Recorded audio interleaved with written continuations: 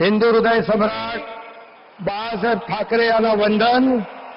गुरुवर्य धर्मवीर आनंद दिघे साहेबांचं स्मरण आणि देशाचे कर्तबगार आणि लोकप्रिय प्रधानमंत्री नरेंद्र मोदीजी व देशाचे कणखर गृहमंत्री अमितभाई शाह यांच्या भक्कम पाठिंब्याने, आशीर्वादाने तसेच राज्यातील 13 कोटी जनतेच्या आशीर्वादाने मी एकनाथ गंगूबाई संभाजी शिंदे ईश्वर साक्ष शपथ घेतो की कायद्याद्वारे स्थापित झाले आहे अशा भारताच्या संविधानाबद्दल मी खरी श्रद्धा व निष्ठा बाळगीन.